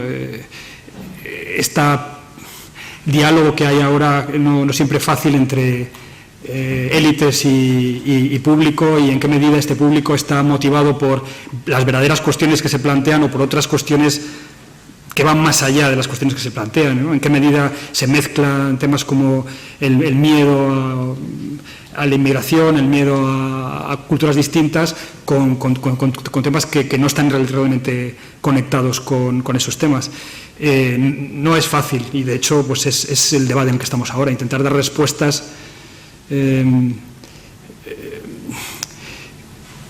que puedan ser articuladas, aceptadas, comprendidas por un público que se muestra cada vez más reticente o que por lo menos aparentemente se muestra más reticente, pero no se sabe muy bien a qué. Es decir, cada vez que hay un referéndum, lo que quiero decir es que cada vez que hay un referéndum cuyo resultado es negativo, se sabe cuál es la respuesta, pero no está claro cuál es la pregunta. Porque cuando se dice no al TTIP o la opinión es contra el TTIP, cuando el TTIP realmente no está negociado, no se sabe muy bien a qué se está diciendo que no, pues quizá la pregunta que se está planteando, tal como la percibe el público, es distinta a la que se le está formulando realmente, ¿no? Y esa es una realidad a la que nuestros políticos, pues tienen que dar respuesta. Es la cuestión del liderazgo que tú señalabas, Cristina. El movimiento de oposición al TTIP, yo no digo que no esté fundamentado, pero muchos de los aspectos de sus argumentos no lo están. Y sin embargo, la Unión Europea, que sí que tiene argumentos para justificar por qué se ha metido en la negociación de este tratado y por qué considera que es no solo interesante, sino necesario, no los está utilizando. Y no los está utilizando, o por lo menos no con la fuerza para contrarrestar todos esos movimientos antiglobalización. O sea, detrás del TTIP lo que hay es la emergencia de los movimientos antiglobalización, que han encontrado aquí un nuevo elemento de crítica, con mucha fuerza y muy bien articulados. Insisto, cosa que la Unión Europea ni la Unión Europea ni los diferentes países con toda su capacidad están utilizando bien. Así que ahí vuelvo a traer los problemas de comunicación, ¿no? Porque los argumentos están, luego cada uno puede tener una opinión o no. O sea, no estoy defendiendo que toda la ciudadanía tenga que apoyar el TTIP, ni mucho menos, pero insisto, no se están presentando los argumentos con la misma fuerza y con la misma contundencia de un lado y de otro. Y un apunte más sobre lo que estabas contando de la OTAN. Aquí, aparte de la visión y la diferente misión de cada una de las organizaciones, también hay un debate sobre los presupuestos. Los Estados Unidos llevan años reclamando que los socios europeos contribuyen más al presupuesto de la OTAN, porque es realmente asimétrico en cuanto a las necesidades. Cuando la OTAN se pone en marcha, la situación de Europa es la que es, también en términos económicos, la situación de Europa tantos años después es muy diferente, con lo cual yo creo que parte del debate está ahí, no en el cuestionamiento de la necesidad, ni quiénes forman parte, ni cómo forman parte, sino quién contribuye tanto en recursos humanos como en recursos materiales, ¿no? Hay dos iniciativas muy interesantes a seguir actualmente. Una es la posibilidad de tener un cuartel general permanente, y eso, como se ha mencionado, por ejemplo, con Artemis, pues el cuartel general siempre de las operaciones o las misiones de la PSDC están en Estados miembros, pues la idea sería de tener un cuartel general, que yo creo que es relativamente simbólico, ¿no? Porque las misiones PSDC no son, o las operaciones no llevan a cabo guerras, no son realmente el equivalente de lo que podría ser tener un cuartel general en un Estado miembro o lo que sería algo desarrollado por la OTAN. Pero es interesante porque hemos visto unas declaraciones de Juncker, presidente de la Comisión, diciendo por qué no, y podría tratarse de un cuartel general civil y militar. Lo cual, bueno, sobre todo muestra esa apertura política, y lo que indica también es que la Comisión y la Unión Europea, pues por tratado, tiene muy limitada la posibilidad de desarrollar cualquier tipo de acción que se relacione con la defensa o estrictamente con lo militar. Entonces, para hacer algo dentro del marco de la Comisión, tiene que ser siempre algo civil. Claramente la Comisión no puede nunca financiar aspectos que estén desarrollados o cuyos detalles tengan realmente que ver con la defensa o con lo militar. Y bueno, hay muchos casos en la PSDC que esto se ilustra. Hay otra iniciativa, una iniciativa legal que viene de la Comisión y del Servicio Exterior para hacer unos cambios en la forma en la que se puede utilizar la ayuda al desarrollo. Esta iniciativa se llama la construcción de capacidades para seguridad y desarrollo. Capacity Building es la palabra en inglés, y la verdad es que la idea sería de poder financiar, por una parte, las misiones de formación, por ejemplo, que tenemos en Mali o que tenemos en algunos de los países. En Ucrania tenemos también una misión PSDC, pero que también se puedan financiar pues parte del equipo, no equipo letal, pero sería, no armamento, sino uniformes o algún otro tipo de apoyo a estas misiones. Y para eso hay que hacer evolucionar, en ese sentido, la capacidad legal de la Comisión de financiar con la ayuda al desarrollo ese tipo de acción. El hecho de que esto esté en el debate político, incluso en el engranaje de la legislación futura, posiblemente de la Comisión, ya nos indica que no estamos simplemente hablando del papel de la estrategia global como un documento, sino que realmente se está avanzando y que hay, yo creo, esa respuesta porque hay una demanda política de nuestros líderes políticos, de los ciudadanos también, y quería decir que a la pregunta sobre si nos dábamos cuenta de que la Unión Europea estaba en crisis, es verdad que es una burbuja, Bruselas, y que la Unión Europea tiene mucho de burbuja, pero por supuesto, ¿cómo no nos vamos a dar cuenta de la que está cayendo, ¿no? De crisis, y que ese es el contexto en el que se está desarrollando toda esta acción?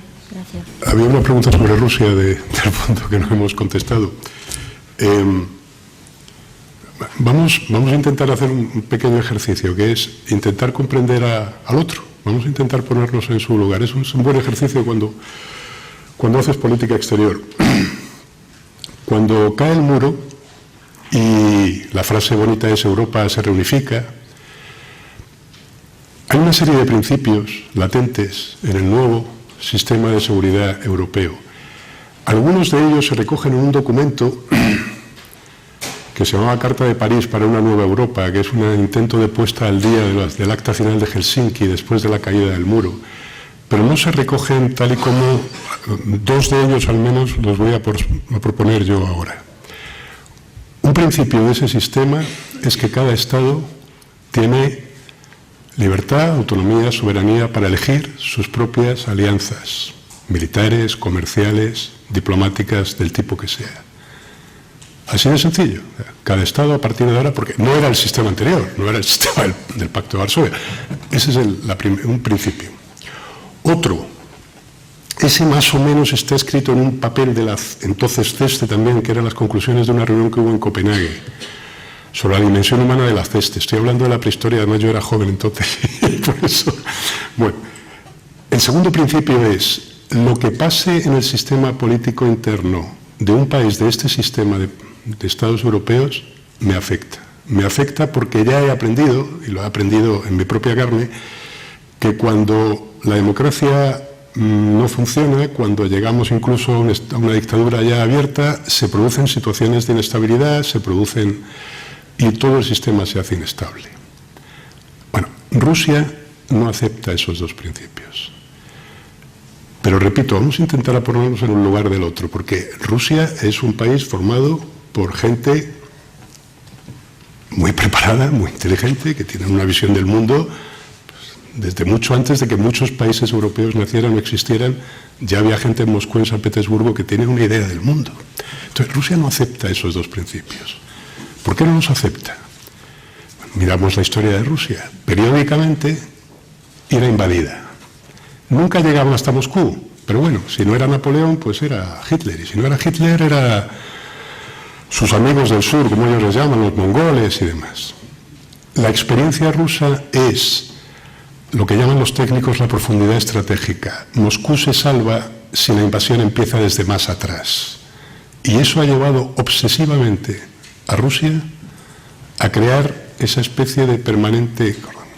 En las escuelas diplomáticas de todo el mundo, cuando se pone el ejemplo de qué país del mundo tiene una política exterior idéntica, completamente independiente del sistema político del que se haya dotado, Rusia, la misma política de seguridad con los zares, con los bolcheviques, con la Unión Soviética, que fue el montaje más acabado por el que Rusia consiguió ese objetivo de política exterior, y el sistema, el régimen ruso de ahora. Por tanto, si nos ponemos en su lugar, puedes entender, no digo aceptar, puedes entender por qué no aprueban esos dos principios. ¿Y qué te queda? Una vez que te has puesto en su lugar, has entendido eso, te queda lo que te queda en las relaciones internacionales, lo que te queda cuando te pagan por esto, es tengo que buscar lugares de entendimiento con ese país. No va a ser ya un socio estratégico. En las dos estrategias anteriores, bueno, la del 2003 y la revisión, Rusia se definía así. Eso acabó, eso pertenecía a la época que he descrito antes de buscar un deal entre Rusia y la Unión Europea. Yo te modernizo, tú te abres. Fracasó, ya no es un socio estratégico, pero es un actor estratégico y es mi vecino, el más grande. Por tanto, hay que buscar lugares de entendimiento. La propia estrategia ya da un guiño cuando dice, bueno, le llama el selective engagement, un compromiso selectivo en algunos sitios donde funcione, por ejemplo, en energía, en el Ártico, en la libre circulación de personas. Bueno, ese es el futuro en el que se pueden diseñar las relaciones con Rusia, es decir, las relaciones entre dos actores que tienen una idea distinta sobre el espacio que ocupan, pero que están condenados a entenderse. Muy bien, pues muchas gracias a los panelistas por sus intervenciones, gracias a ustedes por su participación en la mesa redonda y nada, esta es la primera de muchas que espero que también puedan disfrutar.